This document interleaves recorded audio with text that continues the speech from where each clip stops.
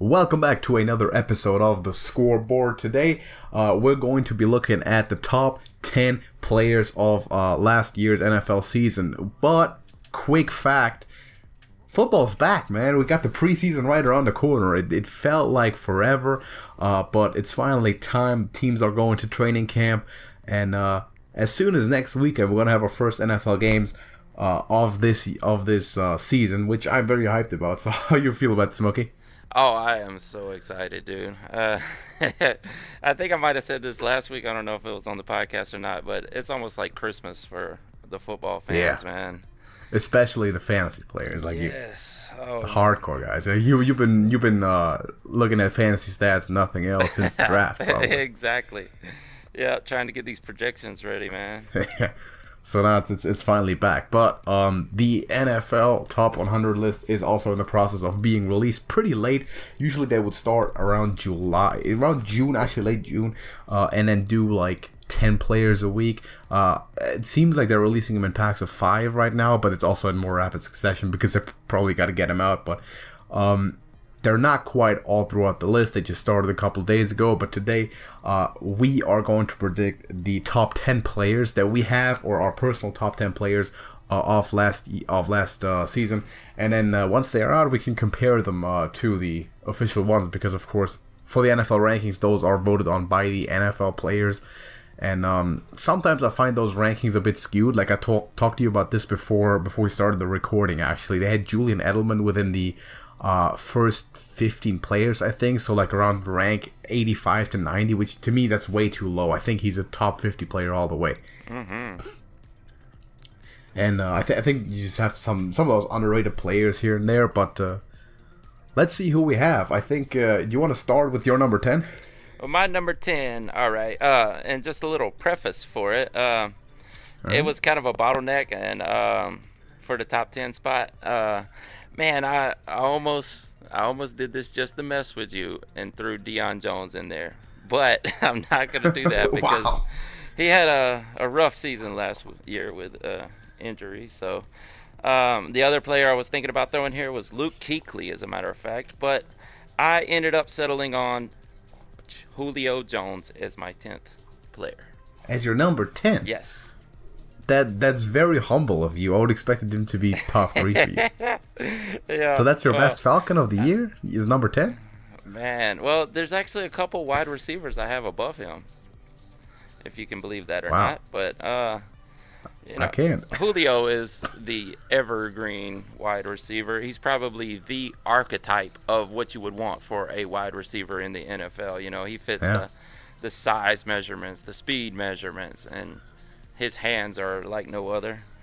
I remember quite vividly, I think 2 years ago, was it 2016, 2017 season, that was the Kyle Shanahan year when Falcons were crazy. There was one game that Julio had where he had like 300 receiving yards in 3 quarters or something. You probably remember what game I'm talking about. Oh, yeah. And I had him at fantasy lineup, and he scored like Panthers, 40 points for me. Yeah, it might have been the Panthers. Correct, right. That's when Steve Smith was still playing. Right, crazy. I remember that specifically because I had him in the starting lineup, and I just won everything that I weekend. bet So you that did. was great. I think Matt Ryan had about 4 touchdowns that game also. Yeah. So for my number 10, I also do have a receiver. It's not Julio Jones, however. It's DeAndre Hopkins for the Houston Texans. This guy is a playmaker. You've seen the catches that he makes. Like, people talk about Odell, Jarvis Landry. This guy's right up there with him. Yes. He's a Spider-Man. Like, he's making crazy behind the back, behind the head catches on a damn near weekly basis. He's one of the most important parts in that Texans offense, and a big reason of why Deshaun Watson has had the success that he's had, and he's going to be really important if they're trying to push for that division in the upcoming years. DeAndre Hopkins is one of the top playmakers. I think he had one of his best seasons last year. He did, man, and it doesn't seem to matter what quarterback he is working for. Right. He is always productive, and I actually have him higher on the list than you. Wow. All right. So yeah, you foreshadowed that. A couple of receivers still to go. Yeah, exactly. That is really surprising to me. I thought for sure you'd put Julio Jones as your highest guy. Yeah, he's actually, I mean, even in my fantasy rankings, I have him as the 3rd wide receiver. So Third receiver? Yeah. So who you got above him? Like Hopkins and Brown or Odell? Devontae Adams and DeAndre Hopkins. Wow, Devontae Adams. All right. Yep. I'm curious about your fantasy football segment coming up later. Oh yeah. But okay, that seems interesting at least. So who's your number 9? I have Ezekiel Elliott. All right. Now, if you need a guy to run it up the middle, this is your guy. And actually, he's been working on his hands over the past couple seasons, and it turned out to be quite a good receiving running back. Yeah. See, I can't hate this pick. Go on. Yeah, Ezekiel Elliott, man. If I'm hard pressed. I do have. You know what? I have another running back, and I'm sure you can figure out who that is, higher than him on this list. I think so, yeah. In fantasy rankings, Ezekiel Elliott would be my first running back off the board. Really? So for me, usually, it used to be Le'Veon Bell always because of the receiving threat, but I can see how the inconsistencies kind of put it down. I think I know who your running back is, and I think actually it's the guy that I have at number 9 right here, which is Saquon Barkley. Is that your guy? I'm sorry, you were breaking up there. What were you saying? Oh yeah, sorry. Saquon Barkley at number 9 for the Giants. Oh, okay. Rookie running back. I think that might be the guy that you have even higher on this list. He's my top running back, by the way. I can take that away right now at number 9. Yes. So Ezekiel Elliott is not on my list. Todd Gurley not on my list. So Barkley, man, that guy can fly. He's the Giants caught a lot of flack for not drafting a quarterback, which I still think if Darnold, Allen, or Rosen turn out to be even just good starting quarterbacks, it's a mistake not having drafted either of them, because that's just the importance of the quarterback position. But Saquon Barkley is just a surefire piece. Now, you traded Odell away. Eli is not getting any better. You drafted an experimental quarterback. You are very much rebuilding as the Giants, but Saquon Barkley is just such an important piece that you just got to keep around. I agree, man. He was amazing in college. Wow, yeah. Like what can you say for Penn State? Penn State cranks out running backs each season, it seems. Yes. But Saquon Barkley may be the best one they have ever produced. Oh yeah, for sure. So who's your number 8? Number 8, I have Devontae Adams. Now this may be quarterback reliant more than anything, but Devontae Adams I've always seen as better than Jordy when he was there. And, of course, they were not going to play him over Jordy just for seniority reasons, I imagine. But Devontae Adams is an amazing wide receiver, and I do have him higher than Julio Jones. And I think if I were picking my top wide receiver under a new franchise, I would go with Julio over Devontae. But being in the situation that Devontae Adams is in, if you have to put them in a comparison side by side, I would take Devontae Adams over Julio. So number 8 is Devontae Adams. I think that's a very high rank. If we're debating top 5 receivers in the league, then Devontae Adams will be one of those fringe guys for me. Really? I don't think he's going to touch. I'm not sure if he's touching the top 25 overall this year for me, and in the real rankings that are going to be released. Yeah, I know he's an elite player. I know he's really, really good, top 10 receiver. Mm-hmm. I don't see him quite up there with the Julio, with the Antonio Brown.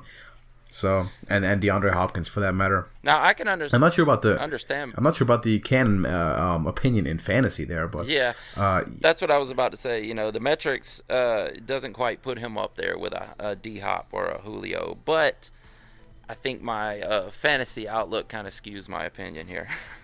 Yeah, maybe. So number 8, a guy that you mentioned by name but do not have on your list. I got Luke Kuechly.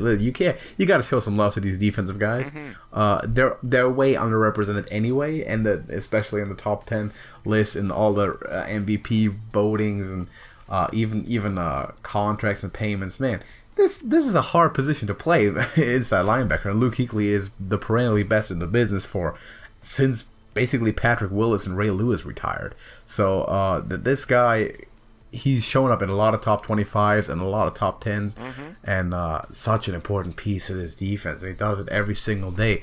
Guy, you've seen plays like, I believe it was when they played the Browns, and Jarvis Landry had that jet sweep where they basically ran him with a power run with a guard pull to the outside, and he just like tied the safety's ankles up in knots and sprinted 50 yards down the field. The one guy to chase him down is Luke Kuechly, and that's the plays that he makes all the time. He tackled at like the 5-yard line. Oh. And that's the plays that he makes all the time. This guy, you got to show some love to the defensive players. I have some more defensive players on this list. I'm pretty sure you do too. But Kuechly, to me, by far the best inside linebacker in the NFL, and has been for quite a few years. And he's consistent too. He doesn't get hurt. He doesn't really miss games. And he just shows up every week. I agree, man. I hate when the Falcons play the Panthers because of Luke Kuechly. He is always going to disrupt the offense. A phenomenal player, you know, and I don't have him far behind you, but he didn't quite make the top 10. But I really agree. I like Luke Kuechly, man. One of the best linebackers in the business. A lot of people will put Bobby Wagner in that spot too, which I think he's a top 20 player, probably. To me, not top 10 though. Mm-hmm.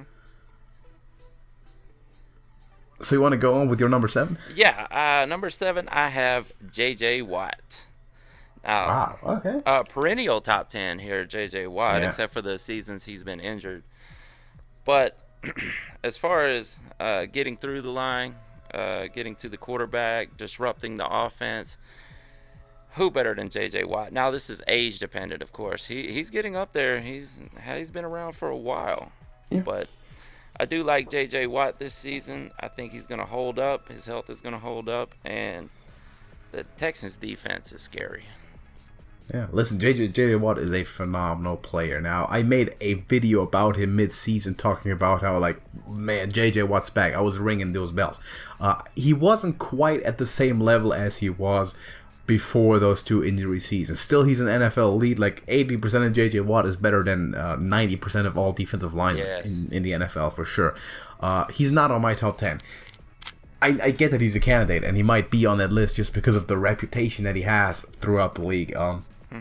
To me, didn't quite make it. There were other players that are just at a higher level for them personally in this year, but I can't disagree with the pick. And J.J. Watt is an incredible player, generational talent for sure. Definitely. Now, number 7, and bear with me here. I don't think he's going to be anywhere near this high on the actual list, but listen, man, it's George Kittle. Mm-hmm. You can't, listen, I know that people are going to come at me with, you're a Niner homer, you're this and that. Listen, this man had the best single season that a tight end ever had in this league. Better than any season that Rob Gronkowski, Shannon Sharp, Kellen Winslow, Tony Gonzalez ever had in this league. And he caught passes from Nick Mullins and C.J. Beathard, 2 people that nobody knew before the season started. And I know that he might not even be the highest ranking tight end on the list when it turns out, because people they'll rank Zach Ertz, Travis Kelce higher. But listen, Travis Kelce caught passes from the NFL MVP in arguably the best offense in the league last year. Mm-hmm. George Kittle was the only guy in that offense because everyone else got hurt. So you be sure everyone was double covering him, and he still tore people up. So to me, this list is about individual performance. George Kittle had a top 10 in the entire league performance. I don't think he's at that level of reputation yet that they'll actually vote him there, but to me, he clearly belongs on the list. You know, I can't hate on that pick at all. I do love George Kittle, and it's very rare to see a tight end in the top 10 outside of Gronk in his prime years. But, man, just watching him play last season, he reminded me of Gronk a lot. And for him to be in an offense that is not at 100% and that doesn't have the superstars that a lot of these other teams have, I agree. Kittle is phenomenal, and I respect that pick, man. He's faster than Gronk, too. He is, yeah. This guy has a lot of potential. If not this year, he needs to be in the top 10 next year, because I don't see him having a much worse season anyway, because the conditions that he was operating under were probably about the worst that you can imagine for a second-year tight end. Yeah. And having the best season ever historically, and missing out on the best individual game also by like 5 yards. And by the way, he was over 200 in the first half. He did it in one half. I mean, how can you not rank him that high? I agree, man. I agree. I wasn't quite looking at him as a top 10, but he's on that peripheral, you know. Yeah. He's an amazing player. So I can't. we'll see where he I ends can't up. debate that. So I agree with you. All right, climbing up the list. Who's your number 6 guy? All right, we already mentioned this guy on your list, but it's DeAndre Hopkins. That is my number 1 receiver this year. Wow. Okay, so that's the last receiver you have. Yes. All right. So no Odell, no AB for you this time. No. Well, AB, age set aside, he's gonna have to prove himself in that offense down there. Yeah. Oh yeah. I guess if we were strictly basing off last season and prior seasons, he would definitely be in there. But I almost threw some of my projections into my list. So AB, he's fallen. I'd say he's around 6 or 7 for me in fantasy this season for wide receivers. Yeah. Wow. So see, I like to evaluate this list entirely off of last year. 2018 doesn't count. Next year does not count. If someone retires, they still qualify the same. If someone's a rookie, they still qualify the same. So I'm looking at the 2018-2019 season, for example, of George Kittle, not anything else. So to me, he was the best tight end there. And looking at that season of Antonio Brown, it's not even his best season, but the seasons where, like, the past 5 years, he's always been a top 10 player. Mm-hmm. Now, I can easily see how he's not gonna be one due to reputation, though, in this year, because he made a lot of enemies. That's for sure. And I think quality-wise, he still could be. I'm gonna say I also don't have him on this list because I have another receiver higher than Hopkins, and wow. I don't have him on the top 10 either. Even though it's close, obviously you could easily put him there. I don't think he's gonna have that type of season again, honestly, because Oakland is a circus to me. I don't think they're gonna be producing at that top level in any way next year. The offense, the whole team is just too disorganized, just too bad, frankly. But individually, he's gonna have good seasons, good years, good games. Obviously, he's gonna make a name for himself. But I wouldn't be too surprised if he didn't show up all the way to the top of the list this year. So for me, number 6, I have Von Miller, a guy who's been on that list every single year, basically since he entered the league. Arguably still a top 2 pass rusher in the league, has basically always been, and potentially the premier speed rusher in the NFL over the last 10 years since Robert Mathis or something. He's crazy good, crazy consistent. Now you put him next to Bradley Chubb on the other side on that defensive line. People can't double team Von Miller every play. He's bound to make plays for you in the future, and he's a freak of nature. There's not an offensive tackle in the league that can match his speed, and he deserves to be all the way at the top of that list, and number 6 for me. Man, I really can't hate on that one too much either. I do have him outside of my top 10, but wow, Von Miller's perennially amazing. And you know what? He really, the year that they went to the Super Bowl and played the Panthers, and I was really rooting for the Panthers, and he made it a horrible. Really? I was. I guess that was kind of homerism too. I mean, as much as I hate the Panthers during the season, I kind of wanted to see the NFC South win a Super Bowl outside of the Saints. That's so weird to me. That's so weird to me. I know, a lot of people say that. The Rams and the Seahawks, over the last week, the Rams and the Seahawks turned me into diehard Patriots fans for a year. for a day in the year. Like, how can you want your division rivals to win anything? Ever not. Because it makes the whole division look better, though. Say if the Panthers would have won, and then the next season we dominated the Panthers in both games, how much. But what did they're all gonna come up talking trash to you about how they have a ring now and all? Nah. Listen, I know how obnoxious the Seahawks were when they won like their first championship like ever. Yeah. No mas. I don't give anything to my division rivals. Nothing at all. Not putting up with that is the attitude of many sports fans. Most sports fans, I would say, man. But even in college, I'll cheer for the SEC teams to win, just to make my division look better. And as much as I hate Alabama. It depends. But, yeah, are we going on to number 5 here? Yeah, let's go on to number 5. Who you got? Patrick Mahomes. What? Yeah. Wow. Okay, you're gonna have to explain some things. All right. Well, because keep going. I know there's we're basing it off last year, right? So yeah, off last year only. Well, of course we don't have anything farther than that back, but this upcoming season he is due for a regression. But being the league MVP, how much can he regress? I mean, he has Tyreek Hill back now, which we'll talk about later. He has McCole Hardman, which is, I'm being a homer and saying I love McCole Hardman. You know what? This is a funny thing. It's just off topic real quick. McCole Hardman has taken Chris Conley's job for the second time in his football career. Right. But, he still has a great outlook, man. I'm going with Patrick Mahomes, man. He But here's what you just it's has the 50 touchdown season ever happened twice in a row? I don't think so, right? But here's what you just stating yourself. Like, you're saying he can only get worse from here because he's the best. He's already at the best possible spot. So how come he's number 5? Even if he regresses, though, with that season he put up, I mean, even 80% of last season is still almost the best quarterback in the league.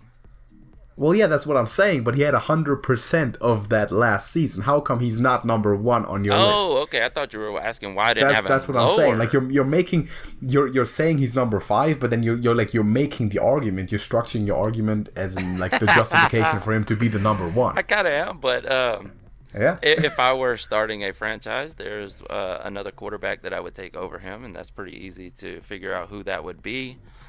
And I'm hoping it's Andrew Luck, because everything else doesn't make sense. Well, it's actually Aaron Rodgers.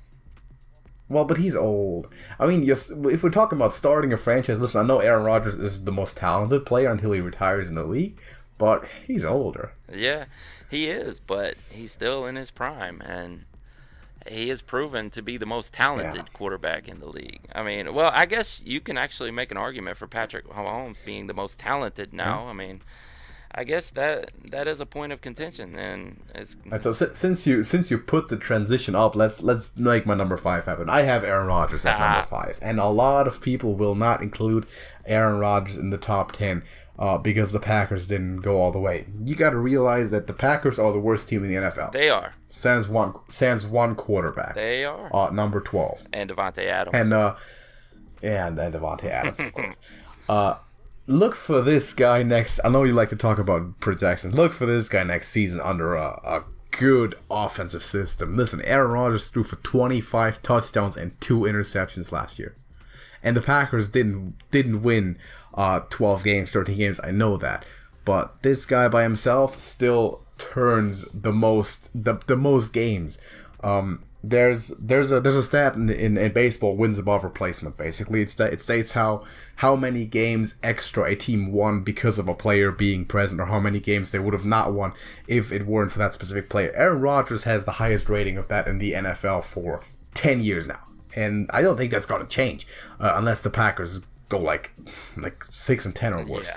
So to me, he's up there. I know a lot of people will have Tom Brady on their obviously list. He won the Super Bowl, but again, individual rankings, and individually Tom Brady is not for a while hasn't been a top 5 quarterback in the league, but of course he has the more successful team around him, which we know pulls players up. The more successful coach at that. Oh yeah. But I think I know who your number 1 is now. But yeah. I thought I knew who our number 1 was going to be. I thought everyone knew that, but now I'm curious though. Now I wonder if you have like a Matt Ryan waiting for me just to troll me there. Number 1, Matt Ryan. I'm just kidding. He actually didn't make my top 10. I know that's disappointing for you here because that's a relief. We need that debate, but yeah. So number 4. Number 4 is Khalil Mack. All right. Now, who would you want more than a J.J. Watt on your defense? Khalil Mack. In an amazing defense, man. Those Bears, I'm glad the Falcons are not in that division, because Matt Ryan would get tortured by this defense. Mm-hmm. You know, they Roquan and linebacker, man. And Yeah, Jesus, they're killing people. yeah. But Khalil, And they also take the ball away. Oh, wow. yes, and Khalil Mack's a big part of that. Probably Yeah. the number one free agency or trade actually last season. Mm-hmm. And I don't know what Gruden was thinking, but no one knows what Gruden was thinking, and No. no one can figure out Gruden apparently ever. He thinks he's still in 2002. Apparently. That's what he's thinking. But yeah, Khalil Mack, man, I look for him to be the second best defensive player in the NFL this year. All right, so there's another name up there. Mm-hmm. There is. All right, I think I have a pretty good idea who that is, and we're probably going to hear that name on my list. Okay, here's something for you, right? Number 4, Julio Jones. Oh wow, there you go. You like that one? I do like that. my top receiver of the year. I don't have Antonio Brown, like I said. I don't have Odell on this list. Hopkins at 10, Julio Jones at number 4. Man, see, I've been following Kyle Shanahan for a while, and when he was with the Falcons, and I've seen him put up all those records. And he came to the 49ers, and I was like, this is going to translate. Like, the very first season, I was expecting record-breaking offenses. And what I just didn't consider is the players weren't there.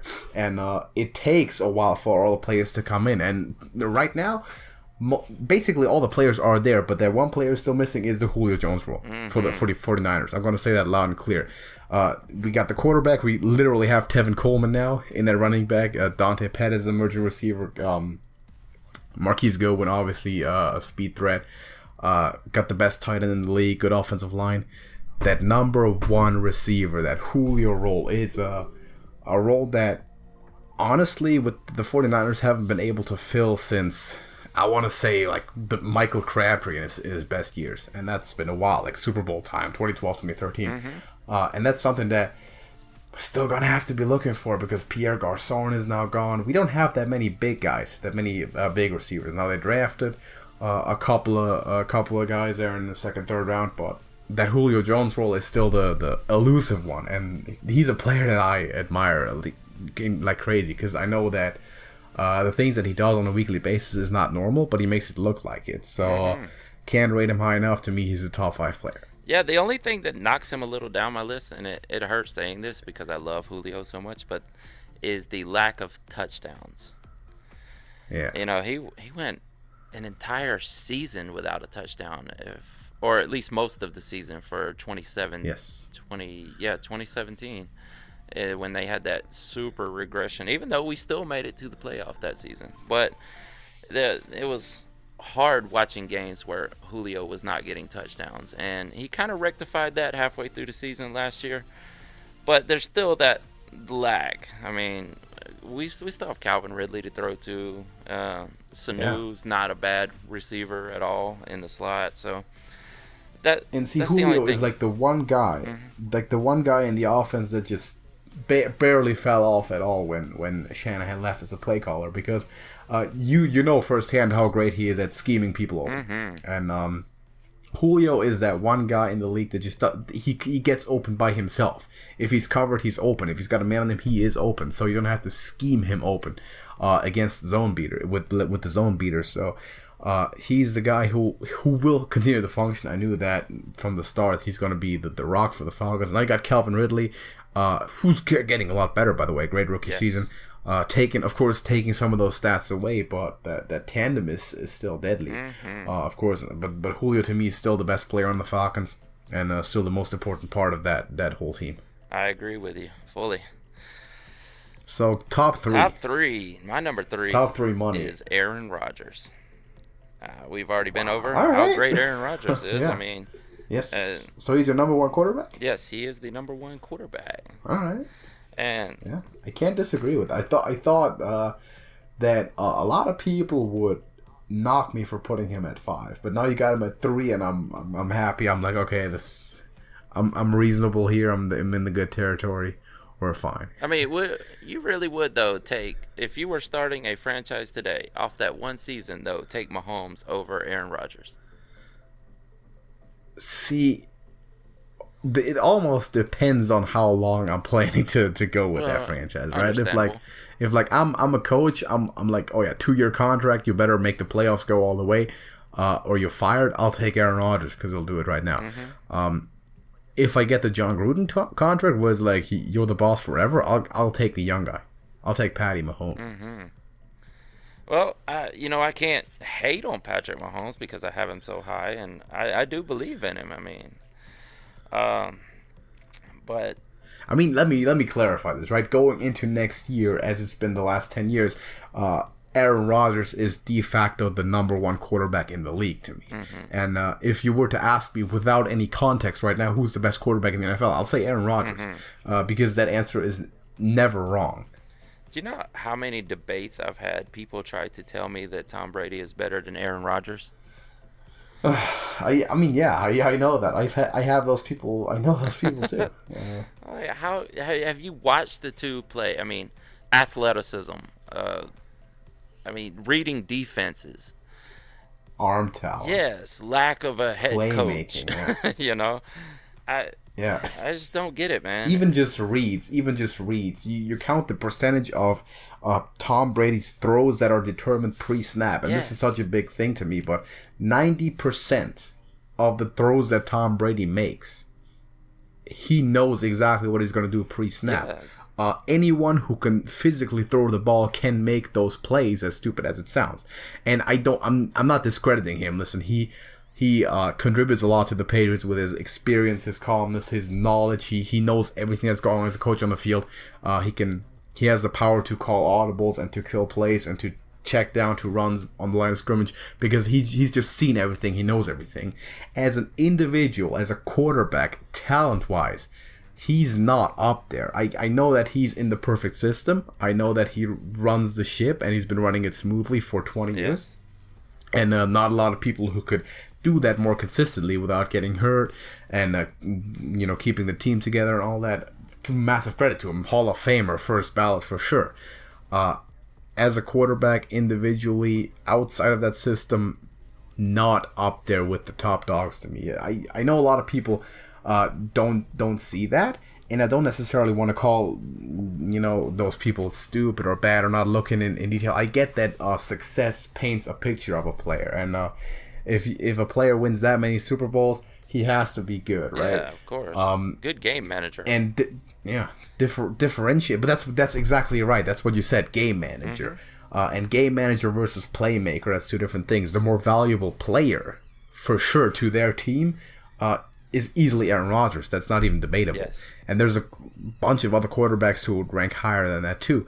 But you can't discredit him. I know people have the massive impression of Tom Brady. He has the reputation for being such a smart guy who's so tough to beat strategically, tactically, which is an art form in and of itself at quarterback. So I know he's going to be high on that list.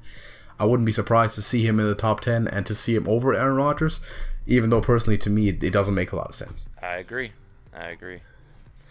So I'm with you there. So number 3 for me, right? Yes. I have another man by the name of Aaron on number 3, and it's Aaron Donald, defensive lineman for the Rams. This guy is the first answer I would have given to you if you asked me, who do you want over J.J. Watt on your defensive line?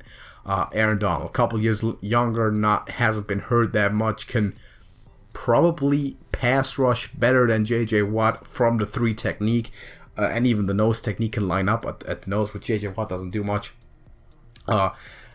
Listen, I've seen him play a couple of years. I've seen him terrorize offensive lines and requiring double teams everywhere firsthand against the 49ers, and it's tough. It's like that what you're talking about, having Khalil Mack and the Bears defense in your division. Aaron Donald is a load to deal with. To me, top 3 guy. A lot of people will argue him being the best defensive player in the league right now, which is a reasonable argument to make. So, he's number 3 for me. I agree, man. There is no better defensive player than Aaron Donald, in my opinion. It's great. The guy looks like the Hulk. Like, he's just jacked.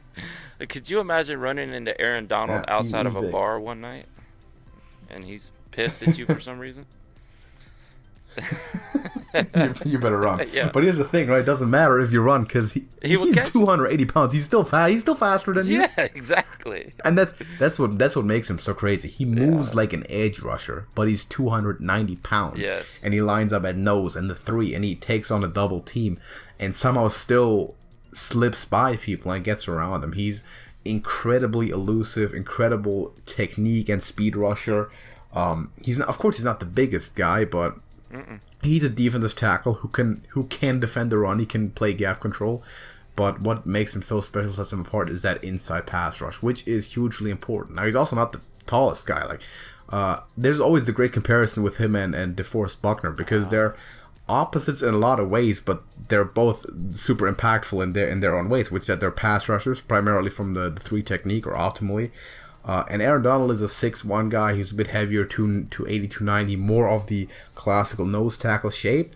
But he has just inhumane speed and quickness for his position. And Buckner is the huge guy, 6'7", one of the longest set of arms in the league, who just swim over every guard in the NFL and just block passes. He just stands up straight. Quarterback can't see anything. So those two are always joy to watch. Aaron Donald, to me, insane player. So definitely deserving of the number 3 spot. I know you all also have him, so I'm still looking forward to where you have him ranked. But let's see here number 2. Well, it's about to be easy to figure out where I have him, because at number 2 I have Saquon Barkley.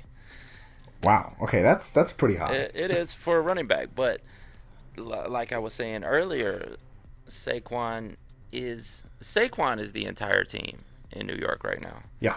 And the whole team after the departure is going to live or die. You know, their quarterback situation is horrible. You know, and the replacement's probably not going to be any better, at least not in his first season. He may, develop, but Saquon Barkley is going to determine whether they win or lose this entire season. You know, I can't pencil them in for the playoffs because of Saquon Barkley, but if you're going to pick any running back right now out of the NFL, Saquon Barkley has to be number 1.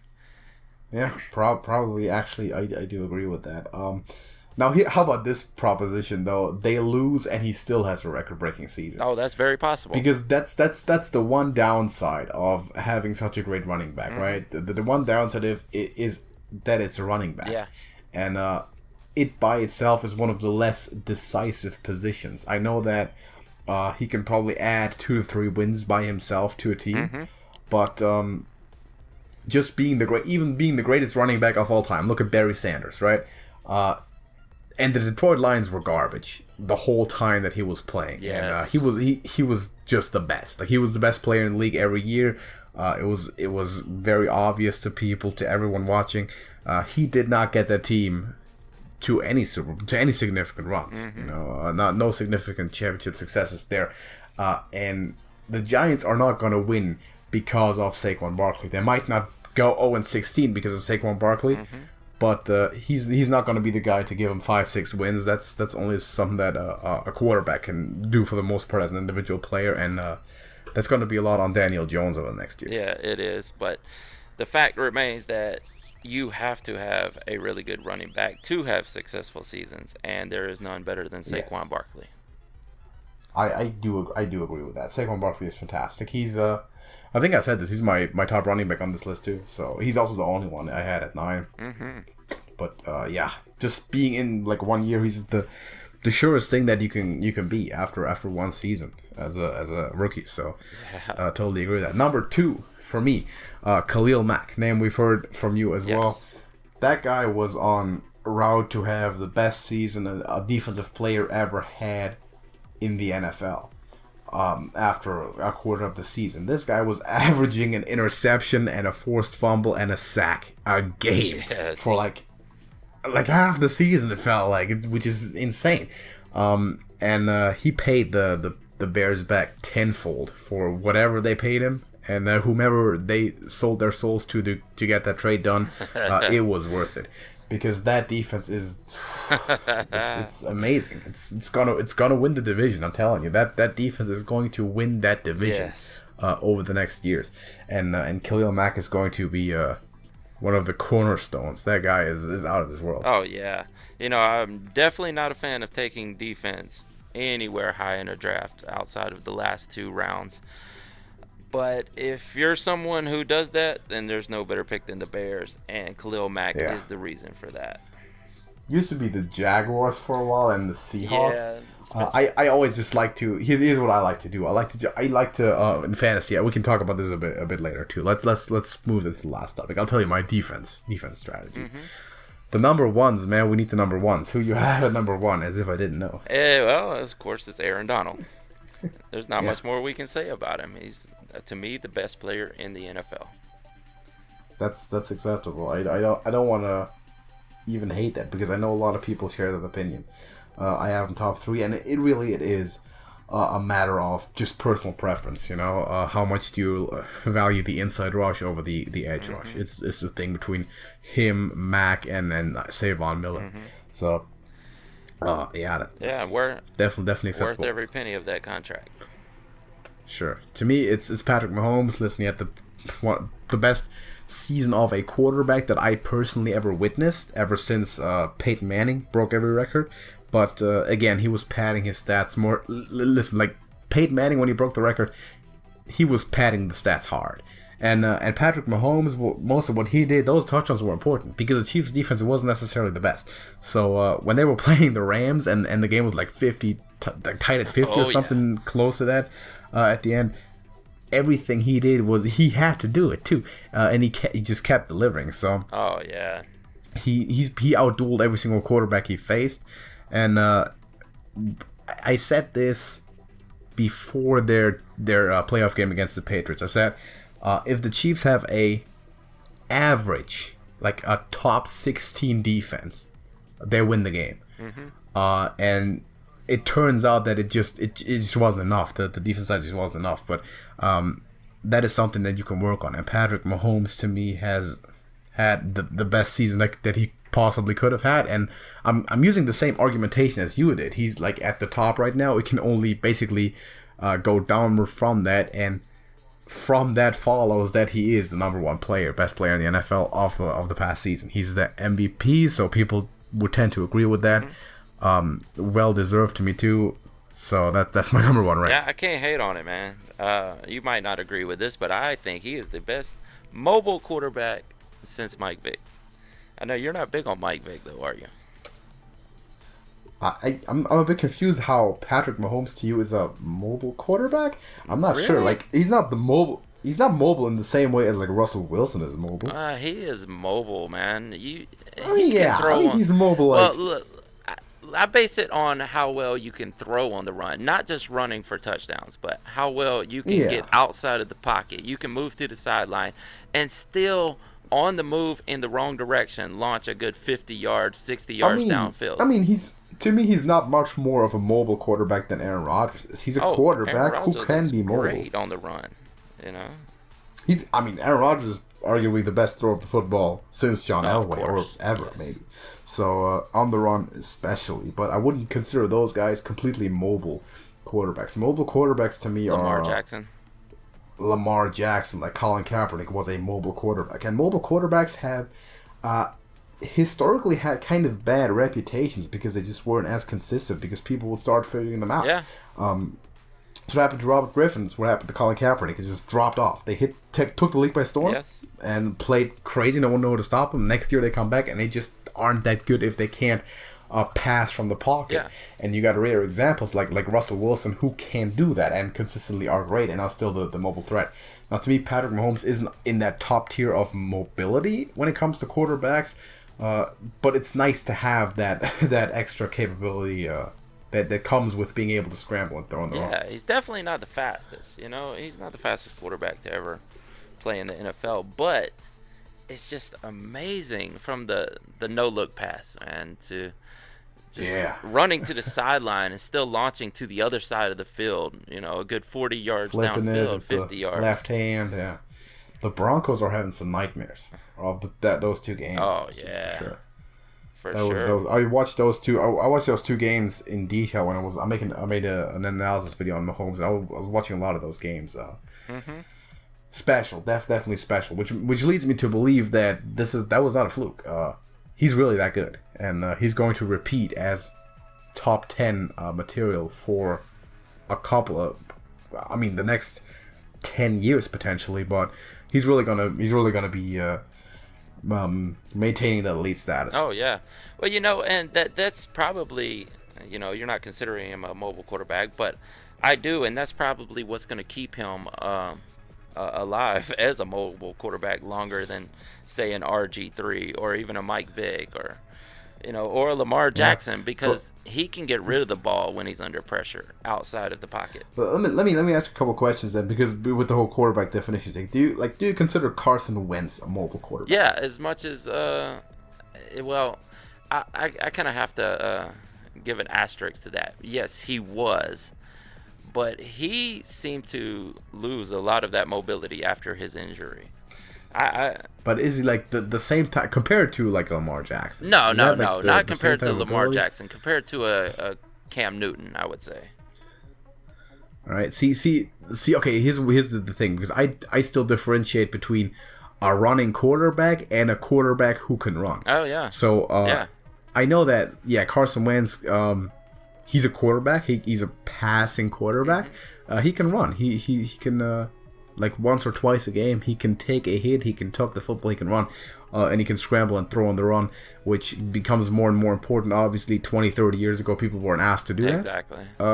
They weren't taught to that in college. People weren't running that much spread in college, and it wouldn't translate into the NFL. It's becoming more and more important, and you're going to see not a lot of quarterbacks coming out in the draft process, going anywhere near the top, that aren't at least a little bit mobile, have those mobile capabilities. But that's why I don't like classifying everything as a mobile quarterback. Okay, I understand that. I would, definitely there's a difference between a running quarterback and a quarterback who can run. Yeah. But if you want to look at that category, you could throw a Mitchell Trubisky in there. You could throw Josh Allen in there, Yeah. These guys are built like linebackers.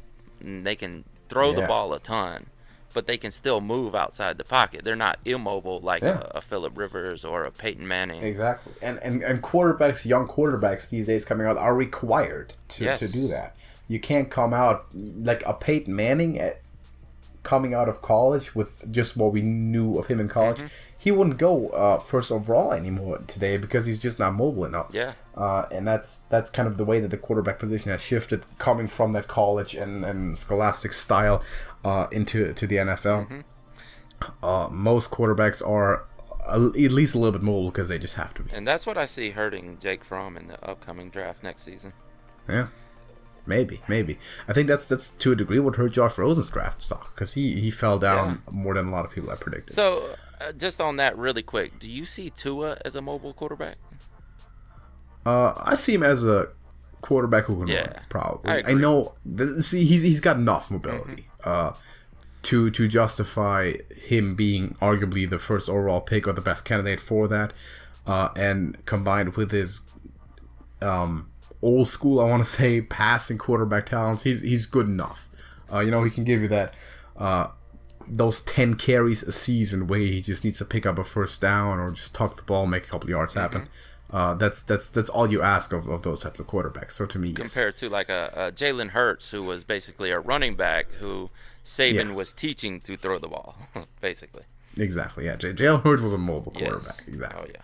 So let's get into the next one. We have tight ends. Yes. We already mentioned a couple of them. I had one on my top 10, which, of course, I'm pretty sure we can agree that George Kittle does not count for breakout anymore because he had his breakout season already. By far. But we're talking he broke about out double. We're talking about breakout tight ends or candidates for that in 2019. Yes. I have 2 names written down. I know that you probably have a couple more, because you always like to dig a little bit deeper from that fantasy background. But to me, I'm scraping the surface here. I'm going with the obvious picks, and letting you elaborate on those like 15 to 20 round sleepers. To me, first of all, and you might as well have those names in the list too, I got O.J. Howard for the Buccaneers, and this is a bit of a suspicious one, because people might argue that he already had his breakout season too, because he had his best season last year. It was pretty good. But I think he can be even a lot better than that. I can think he can break out from that and establish himself firmly as a top 5 guy. Be it he's in a bad spot with his team. I'm not gonna deny that. But I've seen him at Alabama a bunch, and and he was just up there as one of the best players in the country year by year. He's had some injury problems, and he's arguably hitting the prime of his career. I think he can definitely establish himself at the very top. All right. Who was your second one there? And the second one is Chris Herndon for the Jets. Oh yeah. I think that's a funny name that's a fun name that you might also like to hear, because he's a lot of people hyping him up for fantasy, and for the real life too. I think he's gonna do really, really well. Sam Darnold is expected to get exponentially better. Now you add a run game with Le'Veon Bell, and the Jets offense is looking pretty good. You got Robbie Anderson, number one receiver, who's some might argue scraping that elite top in the NFL. So Chris Herndon to me is in the right position more so than OJ Howard, but I think he can make stuff happen this year. Oh, I agree, man. I put Chris Herndon just outside of my top 5. Of course, he's going to miss those first 4 games this season because of his DWI. Good job there, Chris. But Chris Herndon, developing quarterback situation, he's definitely a great candidate, just outside of my top 5, though. I would also like to throw in, before I get into the top 5, Evan Ingram, who a lot of people say has already broken out in his rookie season. Yeah. That was mainly situation dependent. He basically had to be the number 1 receiver on the team for that stretch. And he now has 2 as well. Yeah, and another one that's really iffy is Mark Andrews for the Ravens. Now, they drafted this guy. He was actually the second tight end they took in that draft. He was came from Oklahoma, where he was outstanding as a tight end. And he did really well coming on at the end of the season last year, but it's all dependent. They're not that much of a passing team with Lamar Jackson, so we'll have to see how that develops. That's why I didn't throw Mark Andrews in there. But as far as a athlete and giant tight end, he's definitely a good candidate for a breakout. But let's start with number 5 is Austin Hooper. And I can be a homer here. I put him at 5. I didn't put him at number 1, so calm down. 71 receptions, 666 yards last season, and 4 touchdowns. Made the Pro Bowl, played 16 games. Austin Hooper is in a dynamic offense. Dirk Cutter's coming back there to take the reins, and I believe Mike Mularkey is the tight ends coach now. So he's in good hands, and he definitely has a chance to take that step to being an elite tight end this season. And you can comment on any of these unless you want me to go. No, I'm cool. All right. I was expecting a Falcon player to be dropped. Of course you were. Number 4 is David Njoku. A lot of people say he disappointed in his first couple seasons, but look at the team. It was team dependent. This guy is a phenomenal athlete. 56 receptions last year, 639 yards, which is he's the most yardage for any any tight end that I have on this list. 4 touchdowns, which is a repetitive number for these guys. Most of them have between 4 and 5 touchdowns, but any of these guys can double that this upcoming season. Number 3, Hunter Henry. Now, of course, he played 0 games last season. Yes. Kind of busted up. But the season before, he played 14 games, 45 receptions, 579 yards, 4 touchdowns. And that was him playing alongside of the Hall of Fame bound Antonio Gates. So look for Hunter Henry. If he is able to snap back from that injury, he is definitely a giant candidate for this. And if it wasn't for him missing all of last season, I would have had him at number 1. And actually, I had him at number 1 last season. Wow, he has to stay healthy. That's been the one issue. We know his talent. He has to stay healthy. He hasn't been able to do that exactly, and that's the problem. Number 2, I agree with you on OJ Howard. 34 receptions, 565 yards with 5 touchdowns over only 10 games. And say what you will about famous Jameis Winston, but the guy can throw the ball, and OJ Howard is a great target out there. He's a giant man that is really athletic, and he was great for Alabama, and there's not much more than you can say, but he's definitely right up there. Almost made the number one for me. But I have a All right. surprising pick for my number one, and I don't think you're going to agree with me. And I'm not sure. this I'm is not sure. probably the oldest candidate for a tight end breakout that I've ever came up with. All right. He is in his 7th season. All Before we right. get to the name, I'm gonna. Wait, is it, I think I have an idea, Yeah, actually. you may have.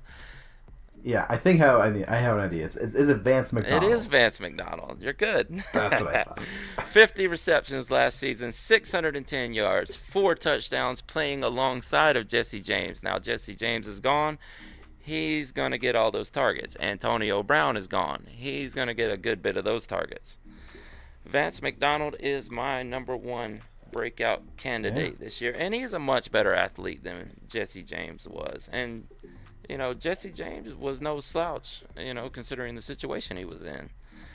That makes a surprising amount of sense. I barely considered him. See, Vance McDonald was on the 49ers once upon a time.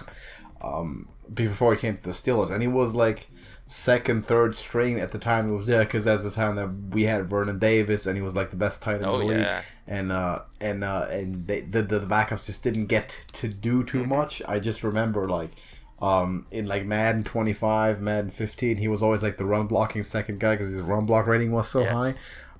So I'm gonna be honest, I haven't considered him potentially good or great or elite receiving tight end, but I've seen him flourish last year with the Steelers, Yes. and you've described the circumstances really well. He's gonna be in the optimal situation for him personally that he will ever get into. So this is his big chance for sure. Yeah, I mean, this is make or break for Vance McDonald this season.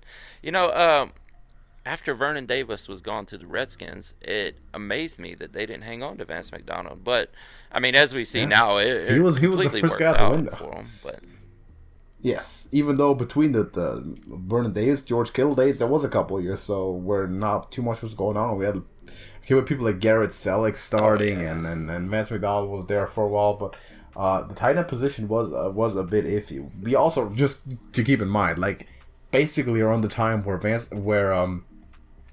Vernon Davis left, they also had Delaney Walker as their second tight end, and they traded to the Titans. Because we have Vernon Davis, and 2 years later he's becoming bad and he leaves. So that was a tough spot there with that position. But now of course Kittle is there. But yeah, McDonald, man, I like that pick a lot. I have not considered him as a breakout candidate, maybe because he is so old. He's already like what do you say, he's 7th year in the 29 league right now. He'll so, be going on yeah, 30. It's been a while. I'd have but to look see if it happens during the season or not. But But the more I think about it, you are right in saying that this is the first time he really has that opportunity to really make it happen and get all those touches, because he's always been under other better guys. yeah, I really like him for this season, man. I'm gonna put my reputation on the line and go advance this season. All right, like it's let's hope it's not going to be the Gary Barnes. I know, situation. man. He burnt me. Yeah, Hey, but got a pretty good. You got a pretty good rep on tight ends in the have- community. So I've heard. We don't talk about Gary I have Barnes. Zach So Ertz let's hope Vance and McDonald. Kelsey, to my credit. Yeah, Kittle too. Yeah, Kittle last season. Even though I also have Kittle. So. Oh yeah. Yeah, we don't talk about Gary Barnage. Let's hope let's Vance skip McDonald over makes it Gary happen. Barnage for right now. And we both agree on OJ Howard. That's Yes. great. So, we've talked about it a little bit, but update to close out the show. Some fantasy football, because it's really getting into that hot phase now. Over the next couple of weeks is when people want to draft. And we're getting into training camp. Obviously, people are getting cut. The final rosters are approaching, and we'll see preseason. I personally think the best point to draft my league is after the second week of preseason. That's the time that I prefer most for the fantasy drafts. I don't know how you look at that, but give me your insights of this week. All right. Before we get into the big news, let's go over some smaller points. Kelsey was cleared for the start of training camp, so he's good to go, and there's not much risk of him losing any of his production for this season. Being in that dynamic offense, there's not much more to say about that. Kelsey's clear and he's gonna go. So keep drafting Kelsey if you like to take running backs in the first or second round, because that's where you're gonna have to get him. It's kind of like Gronk was back in the day, you know. Yeah. You either get him in the first or second, or you don't get him. So I never had him, but you know, if Never had Gronk. if you like to take tight ends early, then you know Kelsey, Kittle, Ertz. You know, keep loading up on them because right now there's no danger there. Cooper Kupp was cleared for the start of training camp. He is off the PUP list, or he didn't make the PUP list. That is. Kelsey, you know, the slot there, he gets a lot of touchdowns. He's not the biggest yardage guy. Gets a lot of touchdowns. Yeah. So, I'd have to look it up. Kupp is going, I'm thinking somewhere around the 5th, 6th round, which is not a bad spot for that production. The only thing you have to worry about is he going to keep getting his touchdowns? And, you know, that's something you have to project and really hope for. But if you live in a world with Todd Gurley, you depend a lot on touchdowns in terms of fantasy, because you're just not going to be the top yardage guy as a receiver in that offense. Not at all. Edelman has a thumb injury, so Edelman's missing about 3 weeks for the starting of training camp. Should be good to go by the season, but keep an eye on that. We were talking about Edelman as being underrated and underdrafted, as a matter of fact. Way later in the rounds than he should be. Last year he had that PED suspension, which kind of hurt his rankings as well. And I'm willing to bet that he's going to be a late rounder again because of this injury, but we'll see how that develops through the training camp. Cam Newton has avoided the PUP list, so apparently he's feeling good about his shoulder these days. Cam Newton at the end of the season couldn't throw over 30 yards for some reason. Which leads me into the other news. Greg Olsen is back, and he says he has been 100% for months. Speaking of tight ends, Greg Olsen has always been on that peripheral of elite tight ends. And so look for him to make a comeback. You know, you can't really say a breakout because he's had really great seasons. So look. He's also old. He is. Yeah. But in tight end years, not so bad. Maybe in running back years, he's extremely old. But look for him to make a comeback. You know, I wouldn't draft him in anywhere of the top 6, 7 spots, and maybe not even the top 10. I'd have to project that far. But look for him. You know, if you need a late round tight end, Olsen's going to be there, and you know, dependable so far as long as he doesn't get injured. But the big news of the week is Mr. Tyreek Hill. Say what you will about the situation he has gotten himself in, but he is not going to be suspended. Now, I've seen since this news broke, Tyreek Hill had dropped deep into drafts. His ADP had felt, I don't know, like 5th, 6th round. But Tyreek Hill over this past week has skyrocketed back into the 1st round, and he's coming off the board with the top 4 or 5 wide receivers right now. And I don't necessarily project him over Julio, D-Hop, Devontae Adams, Odell Beckham, but he is right there just outside of the top 5. So we could always... There's always a possibility that this could come back to haunt him again. But right now it doesn't look like it's going to, and they're going to let him go through training camp, and apparently he's going to be the number 1 again. How do you feel about this situation with Tyreek Hill? I think that's huge news. Like you just mentioned, he's not going to be suspended. I think a lot of the expectation was depending on that, and it very much shows. Like you mentioned with the draft stock just jumping up, and that just goes to show that if he's playing, you know how much of a difference he's going to make, and what kind of a value top guy he's going to be if he is playing. And with that being the case, I totally see it justified for him to jump up in the draft stock. I think he's an explosive guy, and I think he's a fantasy ace, and I'm gonna have my eyes on him for sure if he can, you know, first of all, stay healthy, stay out of trouble, and play for a full season, he's in a great system, and he is in a great role within that system because he has a lot of explosive performances. He does, man. Probably the fastest runner or wide receiver in the NFL. Yeah. I know that's never been justified, right? He didn't have a combine score, right? If I remember correctly. I don't think he got I don't invited think to so. the, I don't know. to the combine. Yeah. The fastest combine time is John Ross. Yeah, for that 4:22. Actually, yeah. The fastest player that was measured last year, like on the field, I believe was Matt Breed, if I'm not mistaken. Yeah. And interestingly enough, Devin McCourty for the Patriots. Yeah, I think you're right about Burrito. But Tyreek Hill, it goes around the league that everybody has a consensus as far as players go that he is the fastest wide receiver in the NFL. He's fast. He is very fast. I kind of feel like this situation he's gotten himself in, though, affects people drafting him. Some people are able to look past the aspects of it and not think about it, but there's a lot of people who draft and take personal issues with players when they do something like this. It's been on record that he apparently has hit his 3-year-old son, I believe it is, and threatened his significant other at the same time. There was that recording that came out during the draft of all times. And people do. Some people, I saw, what was it, Arian Foster. Back in the day, people were not drafting him after things that he had said and done. And wait, are we talking about Arian Foster? You sure? You don't mean like Ray Rice or Adrian Peterson? Oh, of course. There was the Adrian Peterson situation with the punishments of his child. And actually, I want to say that did hurt his fantasy draft as well. Was there some incident with Arian Foster? I thought he just was bad at some point. Oh, say that again. Sorry, you broke up.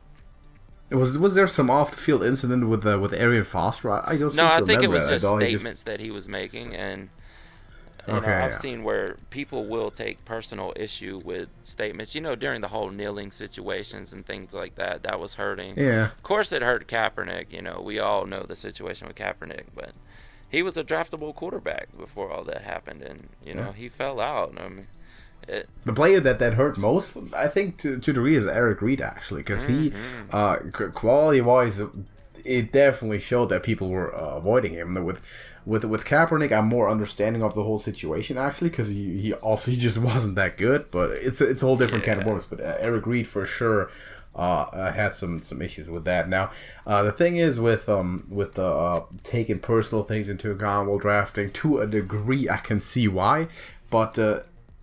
If you're interested in optimizing your fantasy strategy, you don't do that for just personal reasons. I don't like this person, so I'm not going to draft him.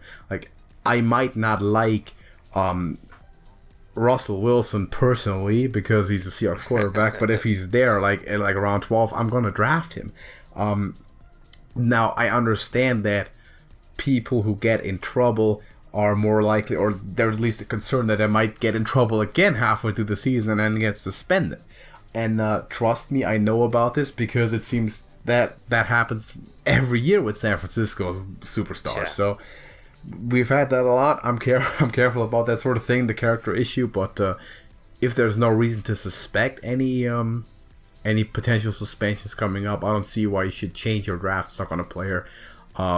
Because of personal reasons. Yeah, I agree with you, man. You really have to block all that out when you're drafting and take best player available in these situations. And if he's the best player available, you really have to look past it. Now, you're right. The only thing you really can speculate on is he going to get in trouble again? This happens with Ezekiel Elliott season to season. Everybody's wondering, like, how long is it before the other shoe drops? How long before he gets in trouble again? But judging from the past, Ezekiel Elliott will help you win championships. So if he plays, exactly. But there's an additional risk. There's an additional risk that you got to be prepared that like week 5 he gets in an altercation off the field, gets suspended for half a season. Leonard Fournette as well, as we saw last season. Yeah. But yeah, Tyreek Hill probably going around the end of your first round right now. So Wow, that is if very you high. believe in it, take him because he can definitely produce for you as long as he stays.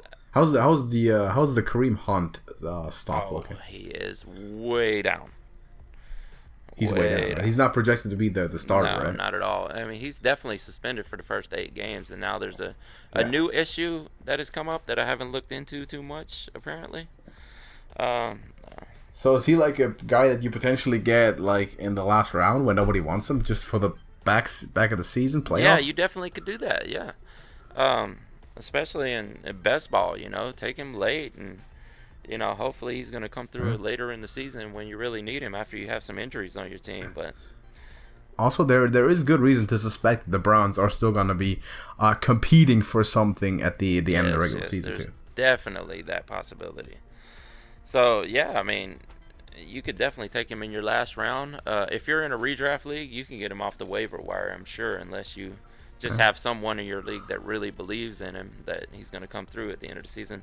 Now, I like those picks. I don't see Kareem Hunt coming in and they're just like, okay, Chubb, now we're going to run a 50-50 split or anything. But I could definitely see him getting a lot of third down work and some touchdowns when he does come in. So Oh yeah, something to take in. definitely rotation is a good idea. Oh yeah, take that into consideration, and that'll wrap up the news for this week. See, I've always liked those picks. Like I was the guy the last 3 years who would take Josh Gordon in round 18 just because I could, and I had all my needs filled, and it's just a higher one, right? Never really came to fruition the way that I wanted it to, but I like taking those shots sometimes when I can afford to do it. If I know I had a good draft, I gotten players at good value, didn't need to reach much. I like to do that sometimes to fill the depth out and get the potential. I'm already thinking I'm making the playoffs anyway, so I'm stacking up for Confidence. for late season. Sometimes it works. Sometimes it does not. Yeah. But all right, thanks for that news. We'll hear more about that as we get close to the season. And a proposition for me, a thing that I think we should do on the show on a weekly basis. As a matter of fact, from now on, we should predict games. I think that'd be a great competition too. Just keeping score of how well we do. I did it last year. I kept score of all my regular season and playoff predictions, and I can dig up my exact record. But I'm gonna post that for sure. Tell you, and then we can try and beat that. All right, definitely sounds good to me. So next week, first week of preseason. Gonna be super fun. Excited for Hard Knocks, excited for training camp, and football season is finally back underway. Expect a lot of news stories, and expect a lot of fantasy as we get into that hot phase. And thank you for watching. Drop a like on this video, and if you are watching on my channel on Beyond Football, go check out Smokey's work. Smokey, want to introduce the people to what you do on YouTube real quick? Yeah, we are the Trash Talkers. I am one half of the Trash Talkers. We do a variety of shows here on YouTube. We do podcasts, we do stories, we do debates as of recently. So go and check those out, man. It's pretty fun. We also do music. We post music videos from time to time. Definitely check us out. The links are in the description, and hopefully it'll be a good time for you. Oh yeah, I like the debates. I've been checking out some of their podcasts recently. It's definitely entertaining. So I can recommend it. And if you're watching on their channel, obviously, come on over to Beyond Football and check out some of the other content that I present. If you're a sports fan in general, you've come to the right place. Football more specifically, I do a lot of analysis videos. And I hope you might enjoy that content as well. As for now, thank you for watching this. Drop a like on this video and go subscribe to both of our channels. Also, let us know your opinions on the top 100 players. Who do you think that we ranked incorrectly? Who do you think should be number one? Who's going to be number one? And what's your fantasy stock? Are you buying into Tyreek Hill, Kareem Hunt? Let us know in the comments. So thank you for watching, and we're going to see you in the next one. Smokey? We're good. Deuces.